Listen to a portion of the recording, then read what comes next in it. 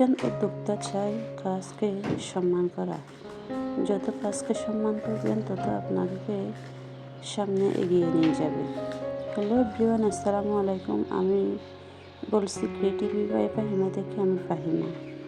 So আজকে সবাই কেমন আছেন? আশা করি সবাই ভালো আছে। স্ক্রিনের মধ্যে দেয়া অনুযায়ী আমি মাপটা দাগে দাগে সুন্দর করে কেটে ফেললাম। কাটার সময় একটু লক্ষ্য রাখবেন আস্তে আস্তে কাটার জন্য, যাতে আঁকাবাঁকা না হয়। আপনারা বুঝতেই পারতেছেন আমি কিভাবে কাটতেছি, আস্তে আস্তে একদম স্লো করে একদম কাটতেছি। কারণ আমরা নতুন যারা কাজ শিখবেন, আপনারা যারা নতুন কাজ শিখবেন তাদের জন্য এভাবেই কাটা উচিত। আর যারা নতুন কাজ একদম শিখতেছেন তারা যেন একটু ধৈর্য সহকারে কাজ শিখেন। আমি এরপর একটা চিহ্ন দিয়ে ফেললাম। আমি সাইড ফাড়ার জন্য একটা চিহ্ন দিয়ে আমি কেটে নিলাম। আপনারাও ওভাবে করতে পারেন। এই কাপড়টি হচ্ছে 2.5 গজ কাপড় দিয়ে আমি কামিজ কাটতে বসলাম। তার জন্য হাতাটা এক্সট্রা পাশ থেকে আমি নিতে হলো। 2 হাতে একটা একটা করে জোড়া দিতে হবে।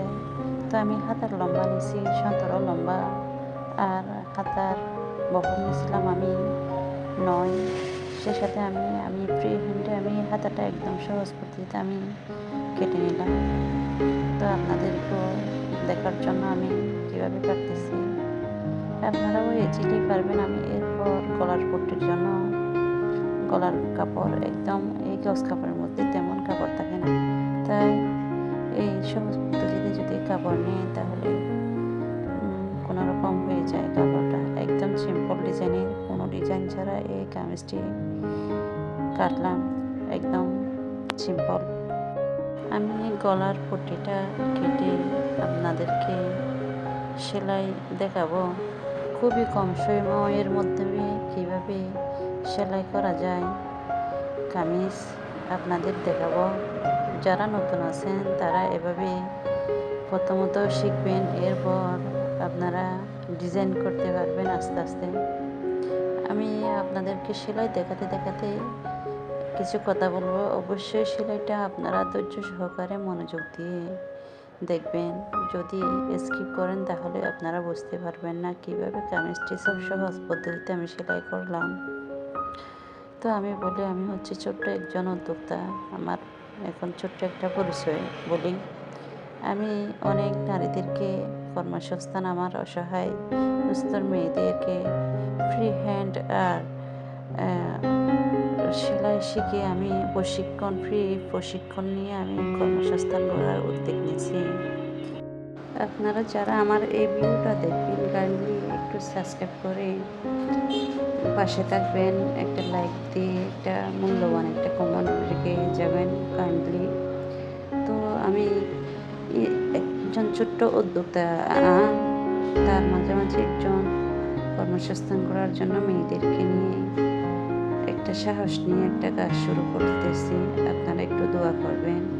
আমার প্রোডাক্ট হচ্ছে, আমি এই বাসার মধ্যে আমি বাসায় অবশ্যই অনেক টাকা ইনভেস্ট করে না, সীমিত টাকা ইনভেস্ট করে আমি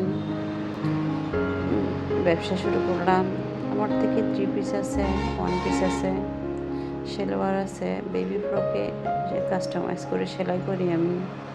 আলহামদুলিল্লাহ আমি নিজ হাতে নিজে সব কিছু, আমি নিজের সব খরচা আমি নিজেই চালাতে পারি। হ্যাঁ, আমার মেয়েরা আমাদের সংসারটা চালায়, আমার থেকে সংসারটা চালাতে হয় না। তো আমি নিজের জন্য কিছু করার ইচ্ছা না, আমার পরিবারের জন্য, আমার মেয়েদের জন্য কিছু করার ইচ্ছা পোষণ করতেছি।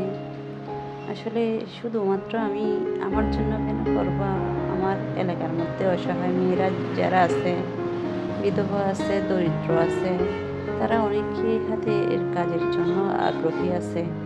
তাদেরকে ফ্রি কাজ শিখিয়ে আমি নিজেই কাজ দেওয়ার একটা ইচ্ছা পোষণ করতেছি। যদি আপনারা আমার পাশে থাকেন তাহলে আমি সফল হতে পারবো।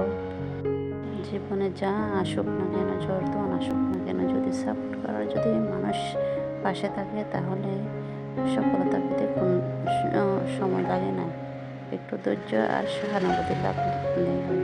ছেলেরা কিন্তু বাইরে অনেক কিছু কাজ করার উদ্যোগ নিতে পারে, আমরা মেয়েরা কিন্তু ঘরের মধ্যে কোনো কিছু উদ্যোগ নেই। আমাদের ঘর সংসার, স্বামীর সেবা, বাচ্চা কাচ্চা লালন পালন করা, রান্না বান্না করা, এটাই কাজ আমাদের। হ্যাঁ, এটাই তো আমরা কাজ, এটা তো মেনে নিলাম। তার মধ্যে আমি চেষ্টা করলাম আমি কিছু একটা করি। আমি যদি দুই পয়সা যদি কামাতে পারি, ইনকাম করতে পারি, তাহলে আমার হাত খরচটা উঠে যাবে। আমার থেকে স্বামীর থেকে একটা টাকা খুঁজতে হবে না, আমার থেকে একটা 3 পিস লাগবে, আমার থেকে একটা কসমেটিক লাগবে, তাহলে ওনার থেকে আমার থেকে খুঁজতে হবে না। এটা মনে করে আমি ব্যবসা শুরু করলাম ছোট্ট করে। তো আলহামদুলিল্লাহ আমি যা পারি তা আমি ওখান থেকে চালিয়ে যেতে পারি। মেয়ের কাপড় চোপড় ওখান থেকে হয়ে যায়। আমার থেকে 2টা মেয়ে। যখন আমার বড় মেয়ে হয়েছে তখন আমি চিন্তা করলাম আমরা তো 2টা মেয়ে, আমি কাজ শিখি, সেলাই কাজ শিখি, অন্তত টাকা জন্য নিজের জন্য কিছুটা শিখি। এরপর আমি চিন্তায় আস্তে আস্তে এখন আমার থেকে সবাইকে সেলাই করা এই মজুরিটা হচ্ছে আমার নাস্তা খরচা। আমি ওটাই মনে করি প্রতিদিনই নাস্তা খরচাটা অন্তত চলে আসে আমার থেকে। কিছু খাওয়ার ইচ্ছা থাকলে, কোনো কিছু নিতে, ছোটোখাটো নিতে ইচ্ছা করলে তখন আমি নিয়ে নিতে পারি। বিশেষ করে আমি মেয়েদেরকে বলি, আপনারা ঘরের মধ্যে বসে থাকলেও বসে বসে অনেক কিছু করা যায়। আপনি রান্না বান্না করতে জানেন, ওটা আপনি একটা ইউটিউব চ্যানেল খুলে আপনি ইউটিউব চ্যানেলটা দাঁড় করানোর চেষ্টা করুন। হ্যাঁ, আপনি রান্না বান্নাটা যখন করতেছেন, এটাই একটা প্লাস পয়েন্ট আপনার মনিটাইজেশন। অবশেষে বলবো, যদি আমার ভিডিওটা যদি আপনাদের কোনোখানে উপকারে আসে, কোনোখানে যদি ভালো লেগে থাকে, তাহলে একটা লাইক দিয়ে একটা মূল্যবান কমেন্ট রেখে যাবেন কাইন্ডলি। আর সাবস্ক্রাইব করতে ভুলবেন না। আপনারা যদি পাশে থাকেন তাহলে আমরা সামনে এগিয়ে যেতে পারবো।